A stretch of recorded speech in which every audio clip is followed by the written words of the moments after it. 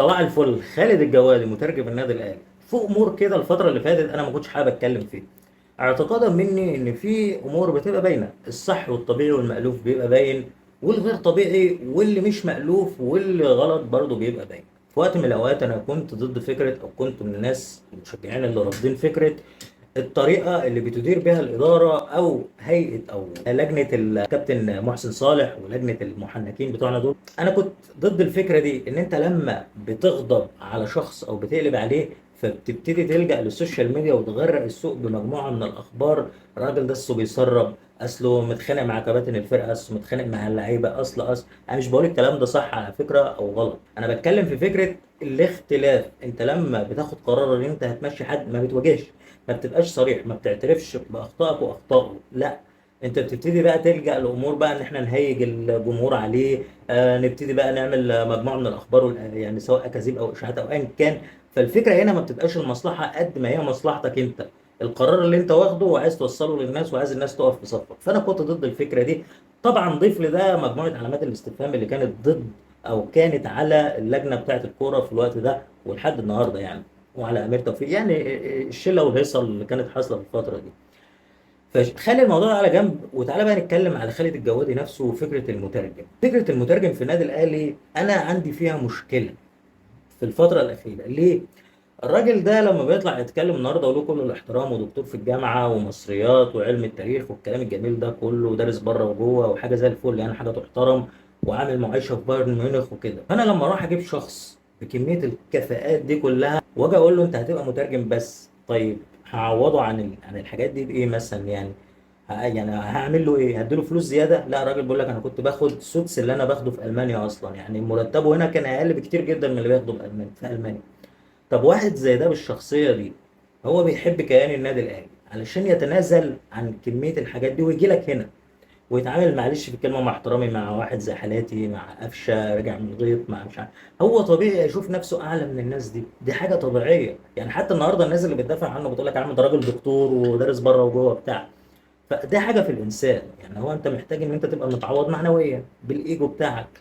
فالراجل طول الوقت شايف لا، انا لما لاقوني مش عارف كويس في الترجمه والترانسليت وبتعامل مع كولر بره الملعب وبديله بقى ثقافه الناس وثقافه اللي مش عارف ايه، فخلوني عضو في الجهاز الفني. نقف لحد هنا بقى. فكره ان انا ابقى راجل صديق كولر وعضو في الجهاز الفني، انا ما عنديش في ده اي مشكله، ما عنديش في ده مشكله نهائي. بس بمجرد ما انا هاخد قرار زي كده، تاني يوم اروح اجيب مترجم تبقى شغلته ان هو يبقى مترجم بس. ليه؟ انا عندي مشكله في حته تضارب المصالح. انا كعضو في الاداره الفنيه مع كولر دلوقتي، احنا هنقعد نتكلم على ملف لعيب معين قفشه، فانا هيبقى ليا راي. انا هيبقى ليا راي في قفشه ده، والله بص انا من خلال الثقافه بتاعت الشعب ومش عارف ايه وكده، بص قفشه ده انا بحسه مش عارف ايه، وكلامه وهزاره وطريقته مع اللعيبه مثلا مش عارف بشكل ما، فانا هيبقى ليا راي اوريدي. فلما حاجه اتسال زي ما قلنا هيبقى ليا رأي. طب لو قفشه ده النهارده عايز يتكلم مع كولر، عايز يتكلم معايا انا، اوصل حاجه لكولر او بتاع، فهنا بقى في حاجه اسمها وسيط.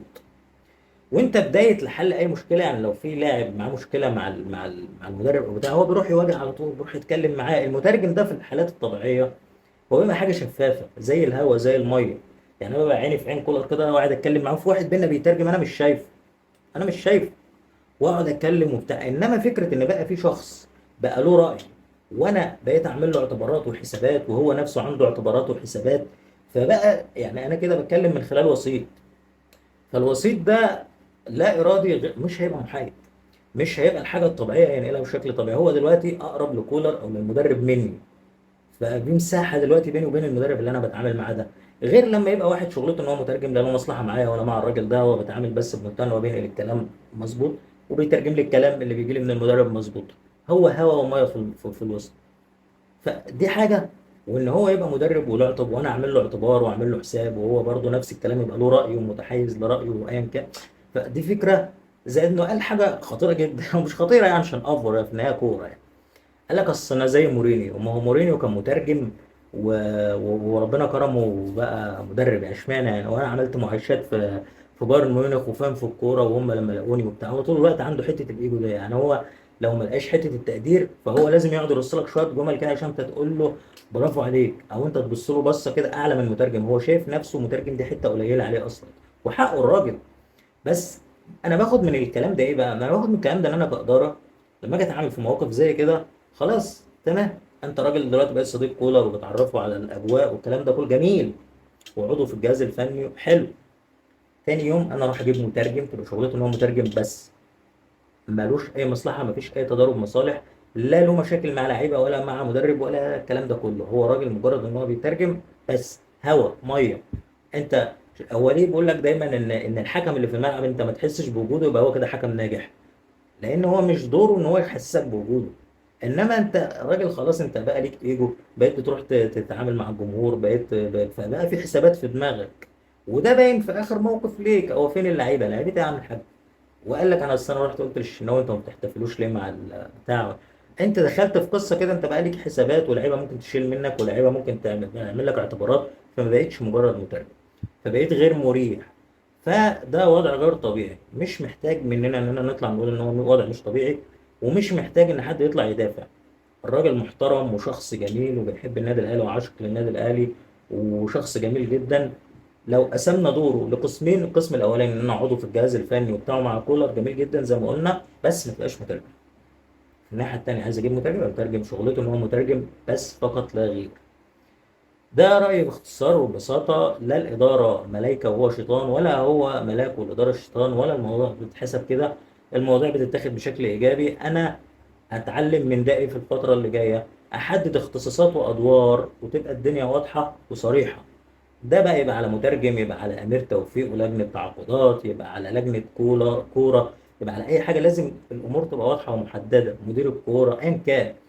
فده اللي محتاجه النادي الاهلي في الفتره اللي جايه، وان كنت بستغل الموقف ده علشان خاطر اقول فيه الكلمتين دول من وجهه نظري اللي ينقصوا النادي الاهلي. وانك تتعلم من المواقف دي حاجه جميله جدا، لكن ان المواقف دي تحصل معاك والاخطاء دي تحصل وما تتعلمش منها، هي دي قمه المشكله في رايي. وانا شايف ان النادي الاهلي بيتعلم من الاخطاء. بس كده، ده كان كل اللي عندي في هذا الحوار، وشكرا.